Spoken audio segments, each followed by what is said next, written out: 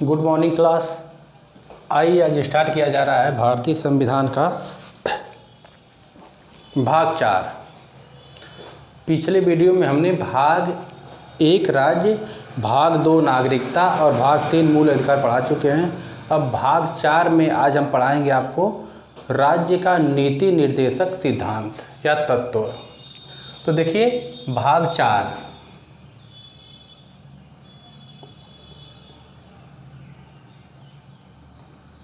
भाग 4 संविधान में भाग 4 में कहा गया है इसको नीति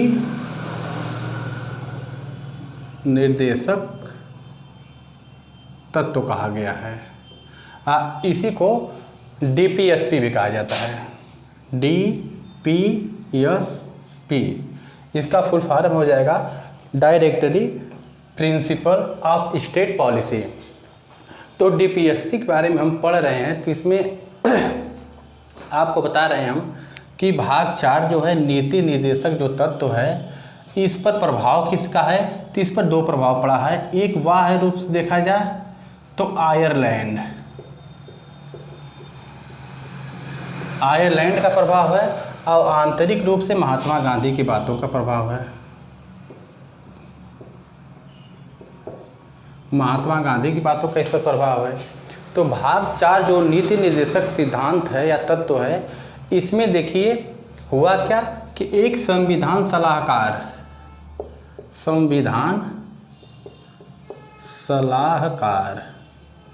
जो थे, जिनका नाम था BN राव, इन्होंने सुझाव दिया कि जो हमारा संविधान है इसमें 2 प्रकार के मूल अधिकार होने चाहिए। 1 नंबर और 2 नंबर के मूल अधिकार होने चाहिए। तो 1 नंबर का जो मूल अधिकार होना चाहिए, इस पर उनका विचार था कि जो तुरंत लागू हो और न्यायालय में प्रवर्तनीय हो। न्यायालय में प्रवर्तनीय हो। और जो दूसरा वाला है वह धीरे धीरे लागू हो और न्यायालय में प्रवर्तनीय न हो। प्रवर्तनीय, न्यायालय में प्रवर्तनीय न हो। तीनों ने जो सुझाव दिया कि संविधान में 2 प्रकार के मूल अधिकार होने चाहिए। एक तुरंत लागू हो, न्यायालय में प्रवर्तनीय हो, और दूसरा जो है धीरे धीरे लागू हो, यह न्यायालय में प्रवर्तनीय न हो। तो यही जो नंबर 2 वाला है, यह वाला जो मूल अधिकार, इसी को कह दिया गया कि ये मूल अधिकार न होके यह रहेगा राज्य का नीति निर्देशक तत्व। इसी को राज्य का नीति निर्देशक तत्व कहा गया। अब देखिए इधर मूल अधिकार, इधर नीति निर्देशक तत्व। अब यह दोनों में तुलना किया जाए तो अगर इन दोनों की तुलना करेंगे, इन दोनों की अगर हम तुलना कर रहे हैं तो देखिए तुलना में क्या जो मूल अधिकार इसमें क्या हो रहा है, यह नकारात्मक प्रवृत्ति का है। नकारात्मक मूल अधिकार जो है नकारात्मक प्रवृत्ति का है, यानी इसमें राज्य को कुछ न करने को कहा जाता है। मूल अधिकार नकारात्मक प्रवृत्ति का है, इसमें राज्य को कुछ न करने के लिए कहा जाता है। और यह जो है सकारात्मक प्रवृत्ति का है। यह सकारात्मक प्रवृत्ति का है, इसमें राज्य को कुछ करने के लिए कहा जाता है। राज्य को कुछ करने को कहा जाता है।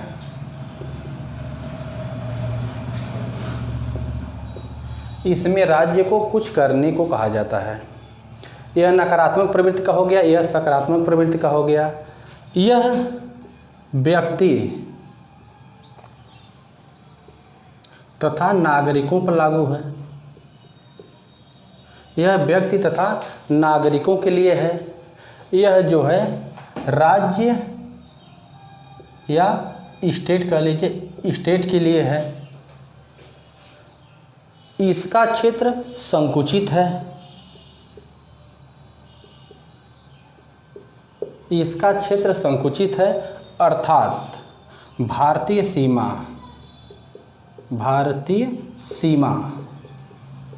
के अंदर है। इसका क्षेत्र विस्तृत है, अर्थात यह अंतर्राष्ट्रीय महत्व का है, अंतर्राष्ट्रीय महत्व का है। इतनी बात क्लियर हो रही होगी। देखिए, हम यही बताएं कि संविधान के भाग 4 में नीति निर्देशक तत्व के बारे में कहा गया है। इस पर प्रभाव बाह्य रूप से देखा जाए तो आयरलैंड का है, आंतरिक रूप से महात्मा गांधी का है। इसको DPSP भी कहा जाता है। संविधान सलाहकार के एक व्यक्ति जिनका नाम था BN राव, उन्होंने सुझाव दिया कि हमारे संविधान में 2 प्रकार के मूल अधिकार होने चाहिए। एक तुरंत लागू हो, न्यायालय में प्रवर्तनीय हो। दूसरा धीरे धीरे लागू हो, न्यायालय में प्रवर्तनीय न हो। अब संविधान में नंबर 1 मूल अधिकार, नंबर 2 मूल अधिकार या दिक्कत होगी, इसलिए यहाँ पर कह दिया गया नंबर 2 वाले को, इसको हम राज्य का नीति निर्देशक तत्व कहेंगे। अब राज्य का नीति निर्देशक तत्व यह है, मूल अधिकार यह है। तो इसके बीच में हम तुलना किए हैं कि जो मूल अधिकार है नकारात्मक प्रवृत्ति का, यानी इसमें राज्य से कुछ न करने के लिए कहा जाता है। यह सकारात्मक प्रवृत्ति का है, इसमें राज्य से कुछ करने के लिए कहा जाता है। यह जो है व्यक्ति तथा नागरिकों के लिए है, यह राज्य तथा स्टेट के लिए है। इसका क्षेत्र संकुचित है क्योंकि भारतीय सीमा के अंदर यह है। इसका क्षेत्र विस्तृत है क्योंकि अंतर्राष्ट्रीय स्तर का है। अगर इतनी बात अगर आपको क्लियर हो गई हो तो इसका स्क्रीनशॉट लेना तो लीजिए, उसके बाद हम आगे बढ़ रहे हैं।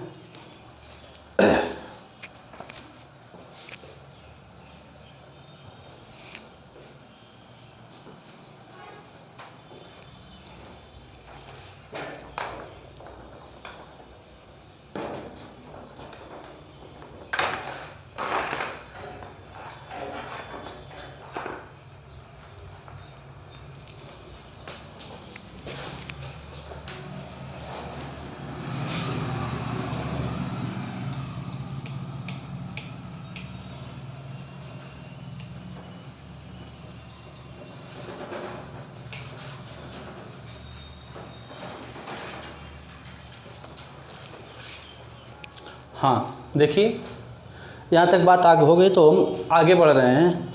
इसमें देखिए क्या हो रहा है। इधर देखिए मूल अधिकार बनाए थे, मूल अधिकार इधर था नीति निर्देशक तत्व,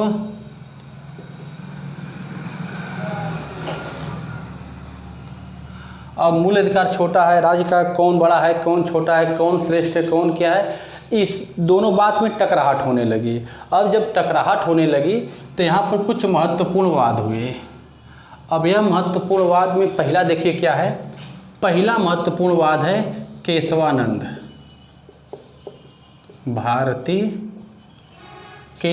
भारती बनाम केरल राज्य, केशवानंद भारती बनाम केरल राज्य 1973। केशवानंद भारती बनाम केरल राज्य 1973 में कहा गया कि मूल अधिकार उच्च है, यानी यह मूल अधिकार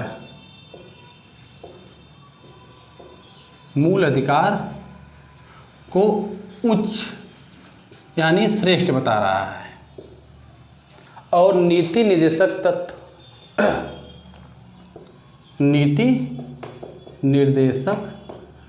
तत्व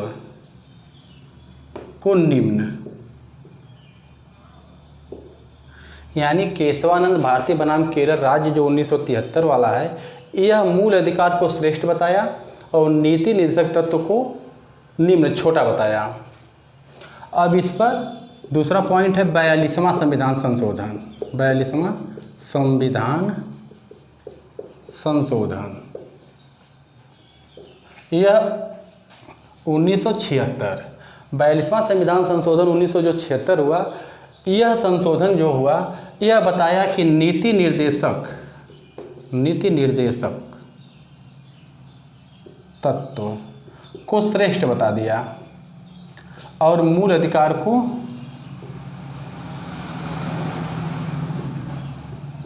निम्न। अब देखिए ध्यान दीजिए, केशवानंद भारती बनाम मूल अधिकार उच्च है, नीति निर्देशक तत्व तो निम्न है। 42वां संविधान संशोधन कर रहा है, नीति निर्देशक तत्व तो उच्च है, मूल अधिकार निम्न है। तब इस पर तीसरा आया मिनर्वा मीन्स बनाम भारत संघ। मिनर्वा मीन्स बनाम भारत संघ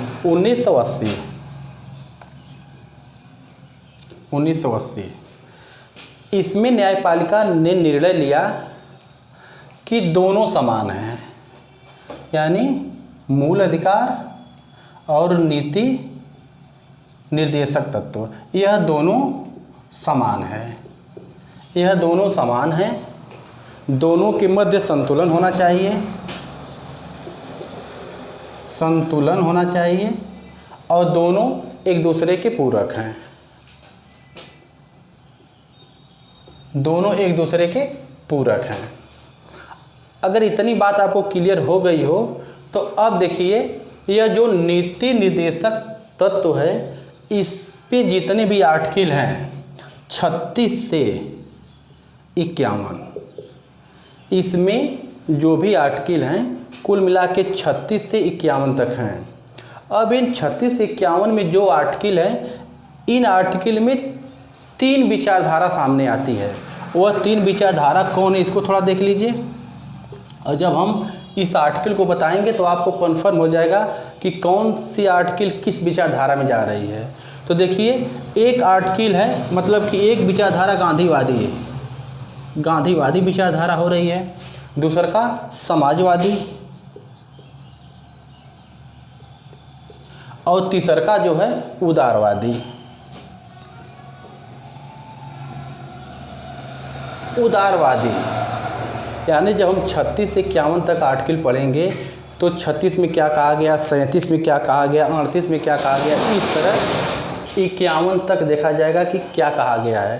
तो 36 से 51 जब पढ़ेंगे हम तो उसमें हमको कन्फर्म हो जाएगा कि कौन गांधीवादी विचारधारा के अंतर्गत आ रही है, कौन समाजवादी विचारधारा के अंतर्गत आ रही है और कौन उदारवादी विचारधारा के अंतर्गत आ रही है। इतनी बात अगर क्लियर हो रही हो तो स्क्रीनशॉट लेना तो लीजिए, उसके बाद हम आगे बढ़ रहे हैं।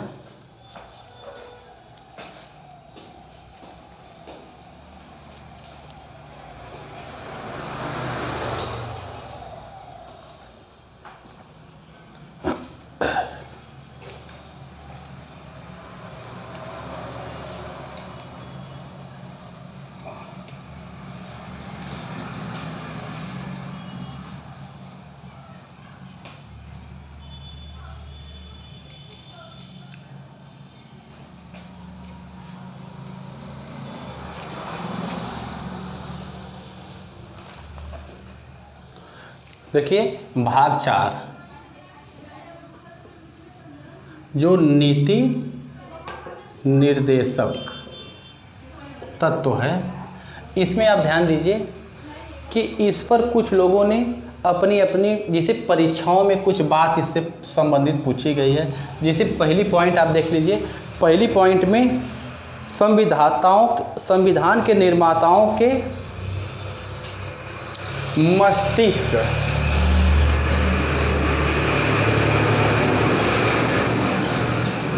संविधान के निर्माताओं के मस्तिष्क एवं उद्देश्य का प्रतिबिंब, यानी संविधान निर्माताओं के मस्तिष्क एवं उद्देश्य का प्रतिबिंब किसमें दिखाई देता है, तो राज्य के नीति निर्देशक तत्व में दिखाई देता है। एक व्यक्ति केटी शाह हैं, केटी शाह, इन्होंने इसे उत्तर दिनांकित चेक कहा है, उत्तर दिनांकित चेक कहा है। केटी शाह जो हैं इसे बैंक का उत्तर दिनांकित चेक कहा है। अच्छा, इसमें और परीक्षाओं में पूछा जाता है, जैसे इसमें समाजवादी व्यवस्था, समाजवादी, तो समाजवादी व्यवस्था का भी इसी में उल्लेख है। मतलब समाजवादी व्यवस्था कहाँ से, तो नीति निषेध तत्वों से। जब हम आर्टिकल पढ़ाएंगे तो उसमें क्लियर हो जाएगा कौन समाजवादी व्यवस्था है। अब समाजवादी व्यवस्था के बाद देखिए अंतर्राष्ट्रीय महत्व को बढ़ावा देने वाली बात, तो भी नीति निषेध तत्व में आएगी। अगर आगे देखा जाए आर्थिक न्याय की बात करेंगे तो वो भी नीति निषेध तत्व में आएगी। तो भाग 4 जो है यह आर्टिकल 36 से 51 तक है। अब हम इसमें आर्टिकल 36 में क्या कहा गया है, आर्टिकल 37 में क्या कहा गया, इस सब के बारे में आपको बताएंगे। तो देखिए आर्टिकल 36 जो है, आर्टिकल 36 में स्टेट यानी राज्य की परिभाषा दी गई है। स्टेट यानी राज्य की परिभाषा, स्टेट यानी राज्य की परिभाषा दी गई है। वही परिभाषा जो आर्टिकल 12 में है। तो आर्टिकल 36 आपको क्लियर हो गया इसमें राज्य की परिभाषा दी गई है। आर्टिकल 37 जो है, आर्टिकल 37 क्या कह रहा है, यह जो भाग 4 का नीति निषेध तत्व है यह न्यायालय में प्रवर्तनीय नहीं है। न्यायालय में प्रवर्तनीय नहीं है, यानी यह न्यायालय में यह वाद नहीं जा सकता, न्यायालय में प्रवर्तनीय नहीं है। आर्टिकल 37 हो गया। अब देखिए आर्टिकल 38, आर्टिकल 38 बहुत इंपॉर्टेंट बना लीजिएगा, क्योंकि लोक कल्याणकारी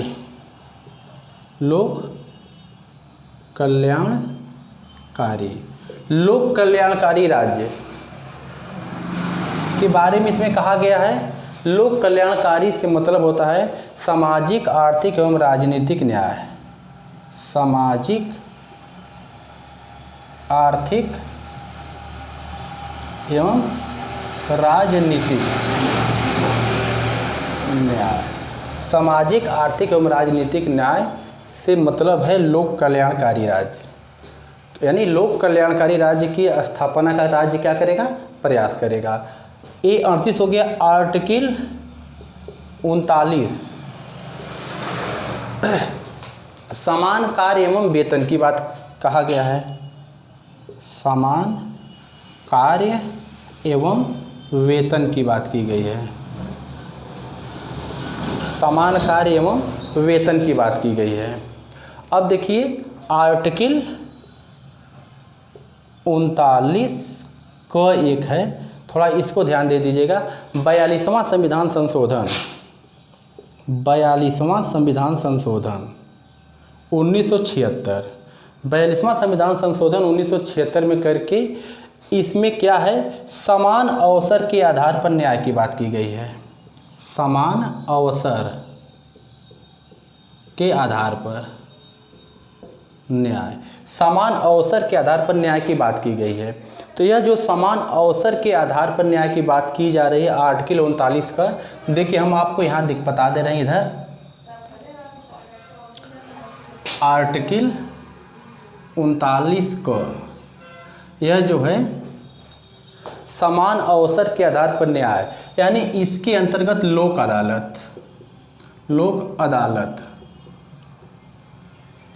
अदालत की बात की गई है। आर्टिकल 39 के अनुसार लोक अदालत की बात की गई है। इसमें क्या हुआ था कि 42वां संविधान संशोधन 1976 में करके सुप्रीम कोर्ट के मुख्य न्यायाधीश यानी एससी सुप्रीम कोर्ट के मुख्य न्यायाधीश थे पी.एन. भगवती थे। इन्हीं की अध्यक्षता में लोक अदालत का गठन किया गया। यह लोक अदालत क्या है, देखिए इसमें 3 पॉइंट महत्वपूर्ण समझ लीजिए। लोक अदालत हमेशा जो फैसला सुनाती है तो आपसी सहमत से, आपसी सहमत, यानी जो विवाद दो लोगों के बीच में है वह दोनों लोग आपस में सहमत होंगे तो लोक अदालत आपसी सहमत से विवाद सुलझाती है। मामला 10 लाख तक हो, 10 लाख तक होता है तो उसका विवाद का मतलब यह सुलझा सकती है लोक अदालत। और इसका निर्णय अंतिम होता है। लोक अदालत का निर्णय अंतिम होता है। तो इतनी बात समझ में आ गई। 39 पद तक हम लोग पढ़ लिए। अब मिलेंगे नेक्स्ट वीडियो में, जो भी रहेगा आपका 40 से लेके 51 तक। जो 40 से 51 तक मिला मतलब है, इसको हम अगले वीडियो में लेके आएंगे। तब तक के लिए थैंक यू।